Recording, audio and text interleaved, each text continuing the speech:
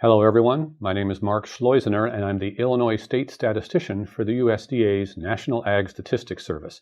This video will provide an overview of the grain stocks reports that NASS publishes on a quarterly basis. These reports, like many other NASS reports, are principal federal economic indicators for the U.S. I will share more about that in a minute. NASS measures grains and oilseeds stored on farms as well as off farms in commercial facilities, like grain elevators and ethanol plants. Grains and oilseeds in storage are a crucial component of the total supply of feed and food. Now more about those principal federal economic indicators. The U.S. economy is measured in many ways by several different federal agencies, and some of these reports can be a very big news story every month. Others don't usually cause big headlines to the general public, but they can be very, very important to the manufacturing industry or the housing industry and other individual groups. All of these reports are published and available for free to anyone. So let me give some examples of principal federal economic indicators from the broader economy. On the left, you see from the Bureau of Labor and Statistics, there's the employment situation. That's the monthly jobs report. It's the unemployment rate, and it's more than just one number for the U.S. There's a breakdown by demographic groups and different industry groups. That one tends to make the news every month. The next two, the producer price indexes and the consumer price index, those are measures of inflation, and we've been talking about inflation a lot for a while. Those tend to make the news every month also. There are many more of these reports that can be very important to different parts of the U.S. economy. Now let me say a little bit about the principal federal economic indicators for agriculture.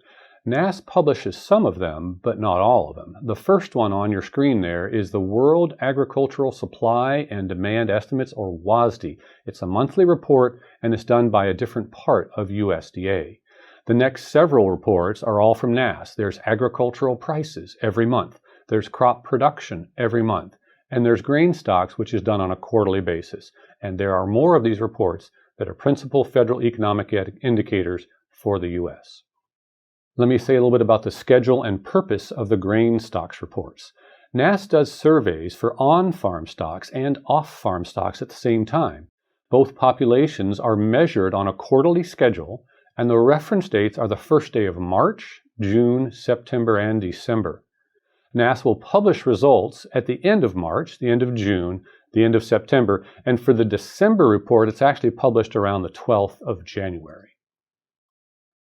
For the off-farm stocks, the population of off-farm storage facilities includes several types of grain storage places. These could be commercial elevators that you see if you're driving in rural areas. They could be terminal facilities that may be loading barges or ships, and there are also other places like ethanol plants. Each of these types of facilities are included in the sampling plan. And the sampling plan is very simple. NASS contacts all of them every quarter. It is essentially a census of commercial grain storage facilities conducted 4 times each year.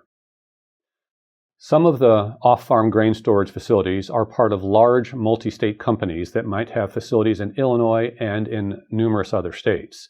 They have enough facilities that they are a major player in off-farm grain storage. NASS will work with the headquarters for these businesses and determine the best way to collect data from them. It mostly boils down to this. NASS uses the method that is easiest for that agribusiness. NASS needs to do what is easiest for them because we will be contacting them at least 4 times each year for the foreseeable future. They're an important part of the food and feed infrastructure in the U.S., and we do our best to treat them very well, just as we do for farmers and ranchers.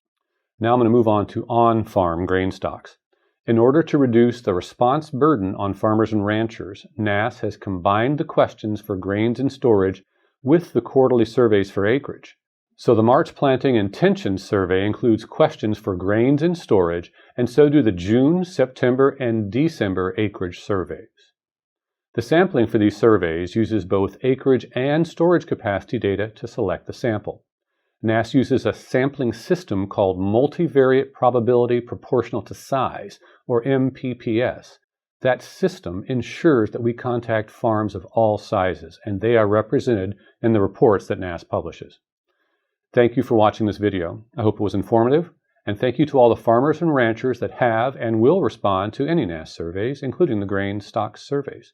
We really appreciate it. I also want to thank the agribusiness companies with off-farm storage capacity that respond to the NASS grain stocks surveys. And I especially want to thank the NASDA enumerators that do so much work for us in data collection. Thank you all. Please remember that individual reports are confidential by law.